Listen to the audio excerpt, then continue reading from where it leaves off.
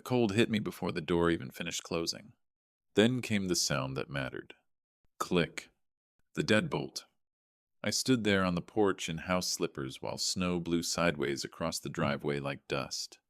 Inside the house, through the glass, I could see Rebecca walking down the hallway.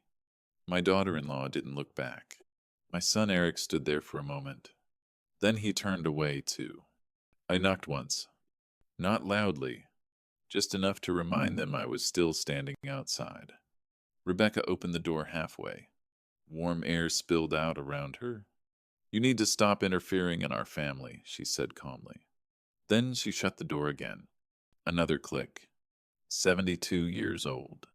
Locked out in the middle of an Indiana winter, outside the house my son lived in, the house I had helped pay for. For a moment I watched the snow piling up against the porch railing. Some of you know that kind of silence. That second when you realize something painful. The people inside no longer see you as family. They see you as a resource. What Eric and Rebecca didn't realize was something very simple. The mortgage on that house, their kids' private school, the bank transfers paying their bills. Every one of those systems ran through accounts connected to my name. And by morning, those systems would begin shutting down. Quiet men are often misunderstood. People assume silence means weakness. Most of the time it means patience. My name is Walter Hayes, and before retirement I spent 40 years building a freight logistics company in Indianapolis. Nothing glamorous. Just warehouses, contracts, and trucks running overnight routes across the Midwest. But if you spend enough years building something from nothing, you learn two valuable skills. You learn how to read people, and you learn how to recognize entitlement before it announces itself. My son Eric used to understand that. When he was a kid, he rode with me during weekend warehouse checks. He asked endless questions. Why contracts mattered. Why drivers who kept their word stayed employed longer than drivers who didn't. Reliability is rare, I told him once. And rare things are valuable. Back then, he believed it. Back then, he respected it. But life changes people. Marriage changes them faster. When Eric married Rebecca 10 years ago, I thought he had chosen well. She was smart, organized, confident. But Rebecca also had another quality. She liked control. At first, the requests were small. "Walter, could you help with the house down payment?" "Walter, daycare is more expensive than we expected." "Walter, the kids' school fees came up suddenly." If you've ever been a parent, you know how those conversations go. You help because they're your children, because helping feels natural, but generosity has a strange side effect. If you don't protect it, people slowly stop seeing it as generosity. They start seeing it as infrastructure. And infrastructure, in their minds, is something that will always be there. For a while, I let them believe that. Because sometimes the fastest way to understand someone's intentions is simply to watch what they do next. And what Rebecca did next was far more calculated than I expected. The second request came about 6 months after the first. Not urgent, not emotional, just casual. That's usually how expectations begin. Eric called one evening while I was washing a coffee mug in my kitchen sink. "Hey, Dad," he said, "you got a minute?" "Sure." There was a pause. I could hear Rebecca faintly in the background. Not the words, just the tone. The quiet kind of coaching that sometimes happens when one person is guiding the conversation. Eric cleared his throat. "So, the mortgage adjusted. That single word has ruined more household budgets than people admit. Interest rates had shifted, property taxes had climbed, and suddenly their monthly payment looked heavier than they expected." "How much heavier?" I asked. "Well, we're about 20,000 short for the year." He said the number carefully. $20,000. Now, when you've spent 40 years building companies, money stops feeling emotional. Numbers become structural. Problems become systems. I could help, and helping family felt normal. So the next morning, I wired the money. Eric called later that afternoon, sounding relieved. "Thanks, Dad. Seriously." Rebecca texted that evening. We appreciate it. The kids are lucky to have you. For a while, everything felt normal again. But something subtle had changed. Because once someone receives help once, the next conversation becomes easier. A few months later, Rebecca called directly instead of Eric. Her voice was calm, organized. We've been thinking about something long term, she said. Long term. That phrase almost always means money. We just want stability for the kids, she continued. School, activities, opportunities. Then she said the sentence that told me everything had shifted. Instead of occasional help, maybe we could create something more predictable. Predictable. Monthly. Structured. Some of you listening probably recognize that moment. The point where generosity quietly begins turning into expectation. I didn't argue. I simply listened. Because in business and in families, the smartest move when someone reveals their plan is to let them finish explaining it. And Rebecca had clearly spent time preparing the next step. It would happen a few days later, at their kitchen table, with a binder full of numbers I never asked to see. The binder was already on the kitchen table when I walked in. Rebecca had arranged everything neatly, color tabs, printed spreadsheets, even a calculator sitting in the middle like we were about to negotiate a business contract instead of share dinner. Eric stood near the counter, pretending to help Lily with homework, but he kept glancing toward the table. That was my first signal. This conversation had been planned. Walter, thanks for coming, Rebecca said, sliding the binder toward me. She opened to the first page. This is just a breakdown of the last 2 years. The list was detailed. Mortgage assistance, school tuition, summer camps, medical bills, car repairs. At the bottom of the page was a total $101,840. Eric spoke quickly. You've helped us a lot, Dad. Rebecca nodded politely. And we're grateful. But gratitude usually doesn't arrive with spreadsheets. She flipped to the next page. What we're proposing, she said calmly, is something simpler. The page showed a monthly structure. Housing support. Education fund. Household buffer. At the bottom of the chart sat one number. $7,500 per month. Eric leaned forward. That way we're not always asking you. Rebecca smiled slightly. It's just more organized. Organized. That was her word. But what she was really proposing wasn't organization. It was permanence. A financial pipeline. Some of you listening probably recognize that quiet moment when a conversation suddenly reveals its real purpose. You realize someone isn't asking for help anymore. They're designing a system around you. I closed the binder slowly. You've clearly thought this through, I said. Rebecca waited. Eric waited. Then I slid the binder back across the table. But I'm not signing up for a monthly allowance. The room went still. Eric frowned. It's not an allowance. Rebecca corrected him quickly. It's family support. I stood up. Family support happens when it's needed, I said calmly. A system like this turns it into something expected. Rebecca's smile tightened. But expectations help families function. I paused near the door before answering. No, I said quietly. Respect helps families function. And from that moment forward, something inside that house began changing. After the binder conversation, nothing exploded. That's the strange part about family conflicts. The most important changes rarely happen in loud arguments. They happen quietly, underneath polite conversations and normal routines. Sunday dinners continued. The kids still ran through the house, shouting and laughing. Lily practiced dance steps in the living room. Mason built towers with plastic blocks on the floor. From the outside, everything looked normal. But the tone had shifted. Rebecca stopped asking for help. Instead, she started announcing expenses. Walter, Lily's dance academy has an advanced summer program. Walter, Mason's robotics club qualified for a regional competition. Walter, the school recommends additional tutoring. Every sentence ended the same way.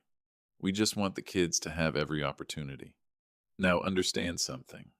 I loved those kids. Helping them never bothered me. What bothered me was the assumption forming around that help. One evening, Lily walked into the living room while I was sitting on the couch.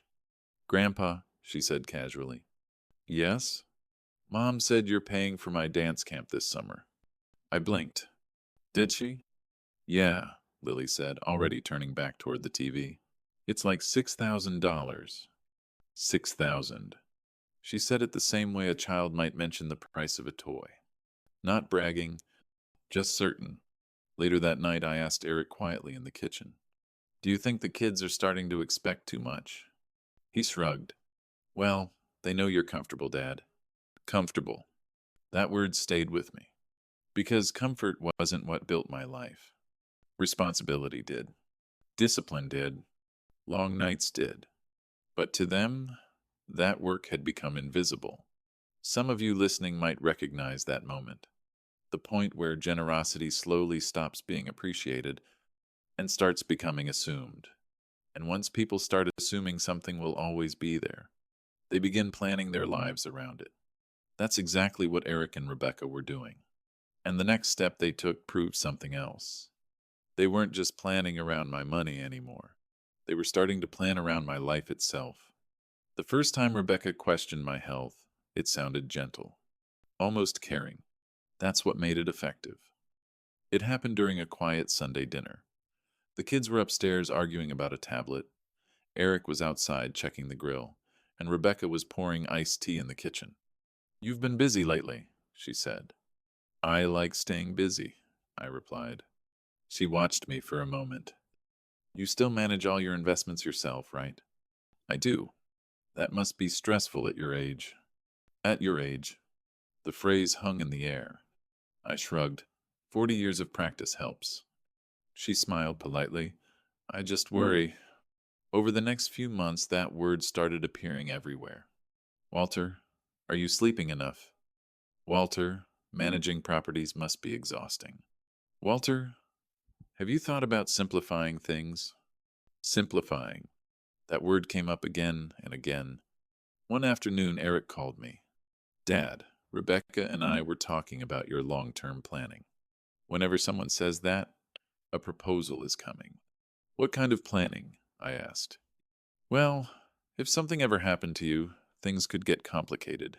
Accounts, investments, properties." He hesitated.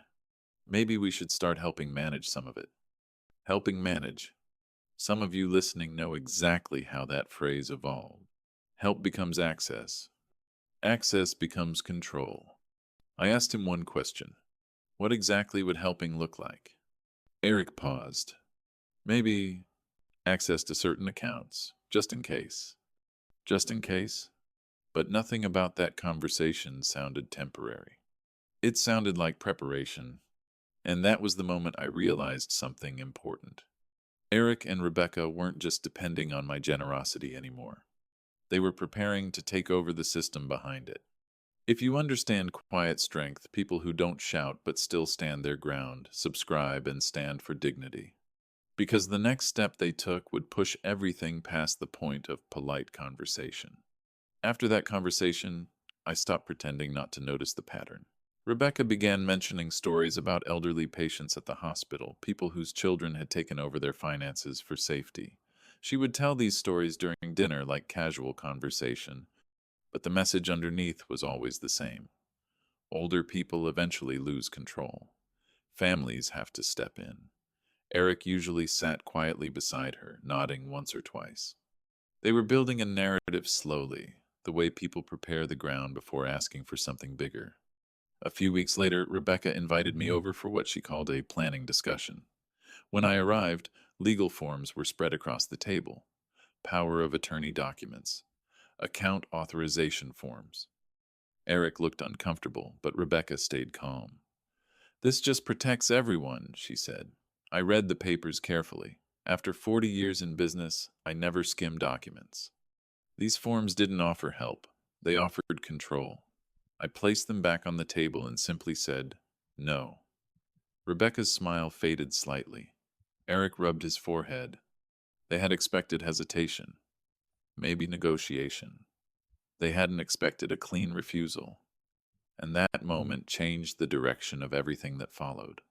After I refused to sign the papers, the atmosphere in the house shifted almost immediately. The polite patience disappeared. Rebecca stopped pretending the conversation had been casual. Eric grew quieter around me, like someone caught between two sides of an argument he didn't want to finish. Invitations to dinner became less frequent, and when I did visit, the tone felt colder. No shouting, no open conflict, just distance. But pressure doesn't always arrive through arguments. Sometimes it arrives through isolation. Phone calls from the kids became shorter. Rebecca stopped including me in family plans. One afternoon, my financial advisor, Daniel Brooks, called me directly. His voice sounded careful. "Walter, I just wanted to verify something," he said. "Your daughter-in-law contacted our office earlier asking questions about your portfolio." I sat quietly for a moment. "What kind of questions?" "General access questions. Nothing was shared, of course." That told me everything I needed to know. They weren't waiting for my permission anymore. They were looking for ways around it. And once people start looking for ways around you, the next step usually isn't conversation. The next step is pressure.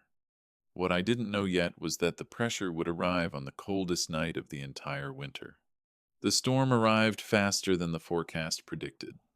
By early evening, snow had already started covering the roads across Indianapolis. Around 7 o'clock, Eric called. His voice sounded tense. "Dad, can you stop by the house for a minute?" he asked. I looked out the window, at the wind, pushing snow across the street. "Can it wait until tomorrow?" I asked. There was a pause. Then Rebecca's voice faintly in the background. Eric returned to the phone. "It's important." So I drove over. The streets were almost empty when I arrived. Inside the house, the kitchen lights were bright and the table was already set up. Papers again. Rebecca stood beside them like she had been waiting. Eric avoided eye contact. "We need to finish this tonight," Rebecca said calmly. She pushed the documents toward me. The same ones from before. Power of attorney, financial authority, control. "Sign them," she said. I looked at the papers for a long moment, then pushed them back across the table. "No." The word hung in the room. Rebecca's calm expression hardened. Eric rubbed his temples. "Dad, just think about the kids," he said. I shook my head slowly. "No." And that's when Rebecca stood up and walked to the front door. Rebecca opened the front door and cold wind rushed into the house. Snow blew across the floor, tiles near the entrance. She stepped aside and looked directly at me. "Then maybe you shouldn't be involved in this household anymore," she said. For a moment I thought Eric might stop her. I looked at him, waiting. He stood there in silence, eyes fixed on the table. No protest, no defense, nothing. That silence told me more than words ever could. So I stood up slowly, walked to the door, and stepped outside. The wind hit my face immediately. I had come over wearing house slippers and a light coat, expecting a short conversation, not a storm. Behind me, the door slammed shut. A second later, I heard the sound that changed everything. Click. The deadbolt locked. I stood there on the porch while snow whipped across the driveway. Through the glass, I could see Rebecca walking away. Eric remained in the hallway for a moment, then turned and disappeared too. Some of you listening know that exact moment. The second, when respect disappears completely. I walked slowly toward my car, already understanding something important. They believed they had leverage, but they had forgotten who built the system behind their life. I sat in my car for a few minutes with the heater blasting, watching snow pile against the windshield. The dashboard clock read 9:14 p.m. My hands were still cold, but my mind was clear. Some of you listening know that kind of clarity, the moment when emotion fades and decisions start forming quietly. Eric and Rebecca believed they had power because they thought my generosity would always return. They believed pressure would eventually make me sign those papers, but pressure works both ways. I drove slowly back to my condo downtown while the storm grew heavier across the city. When I arrived, I didn't go to sleep. Instead, I made coffee and sat at my desk with a notebook. 40 years in business had taught me something simple. When a system is being abused, You don't argue about it, you redesign it. I began listing every financial connection Eric and Rebecca depended on: mortgage guarantees, school tuition payments, monthly transfers, trust distributions. One by one, the list grew longer. And with every line I wrote, the solution became clearer. Because every one of those systems existed for a reason, and every one of them could be turned off just as easily. Morning came quietly after the storm.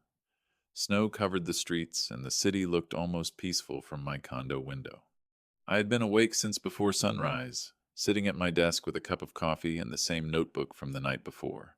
The list was complete now: mortgage support, tuition payments, monthly transfers, trust distributions.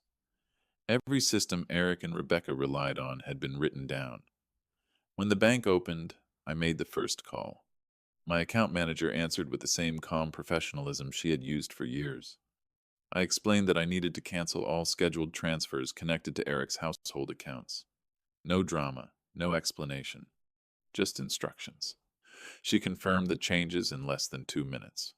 Next, I contacted the school and updated the billing contact for Lily and Mason's tuition.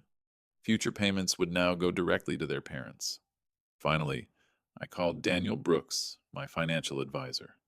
"Are you sure?" he asked carefully. I looked down at the notebook one more time before answering. Yes. He understood immediately.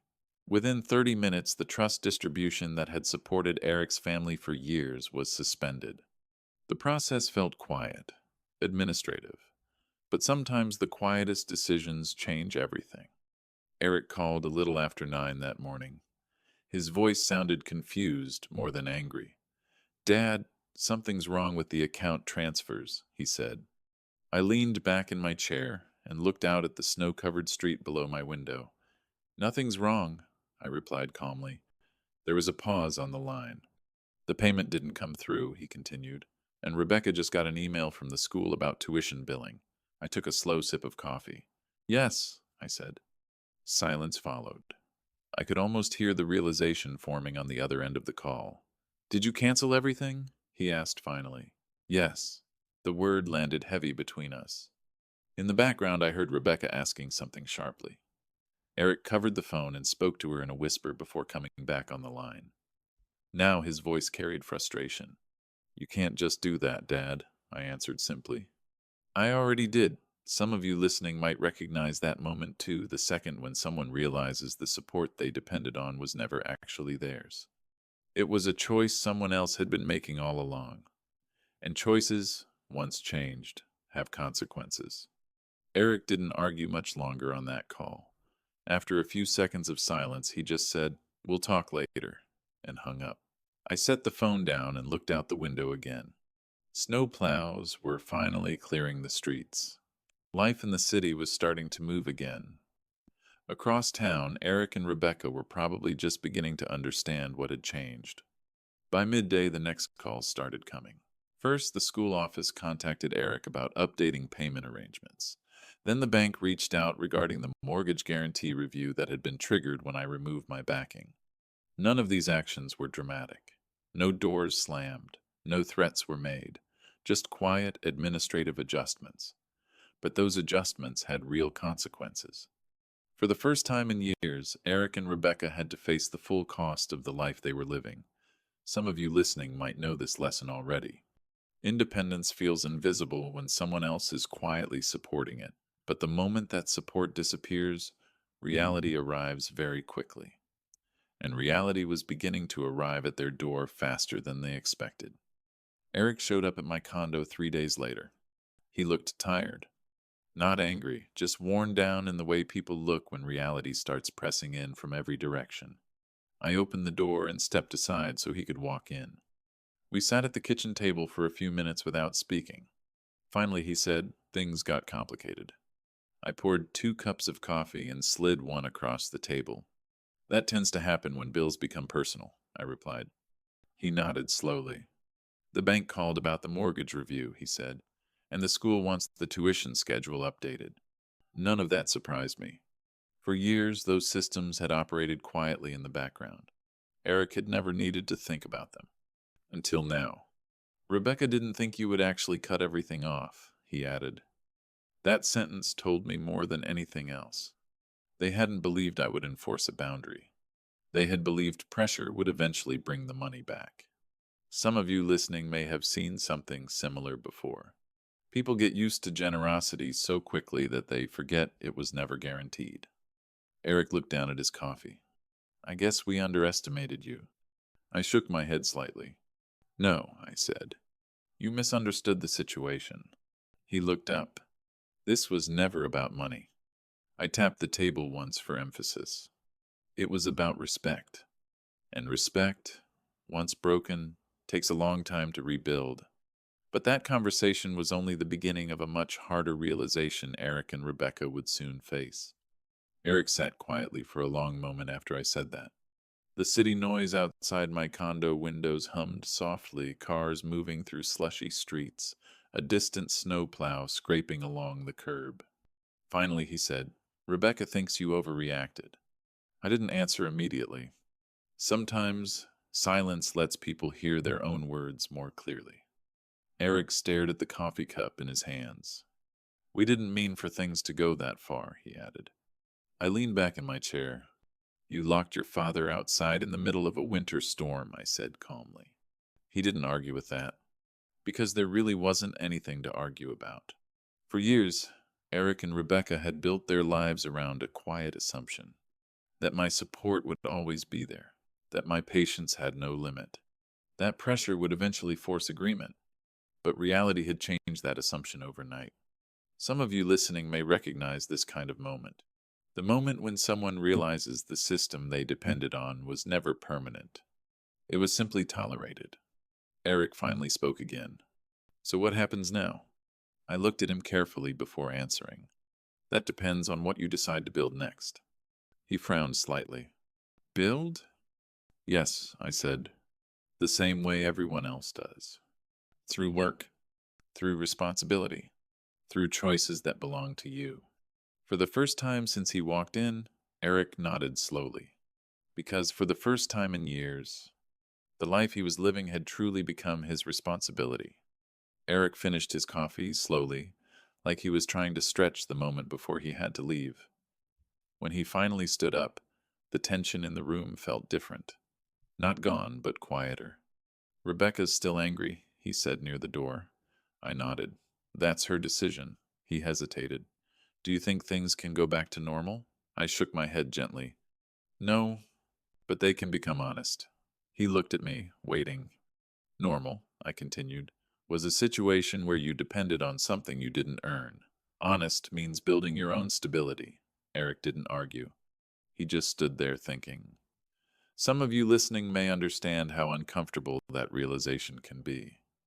The moment when someone recognizes that support wasn't permanent, it was temporary. Eric finally said, I guess we've got a lot to figure out. I walked him to the door. Everyone does, I replied. When the elevator doors closed behind him, the apartment grew quiet again. Outside, the snow had begun melting under a weak afternoon sun. And somewhere across the city, Eric and Rebecca were beginning a new chapter of their lives, one built without the system they once believed would always protect them.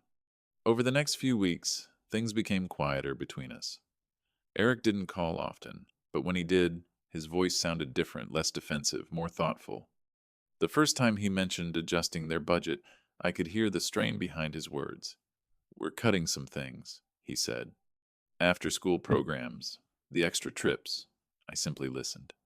Because sometimes people need space to face their own decisions without commentary. A month later, he mentioned something else.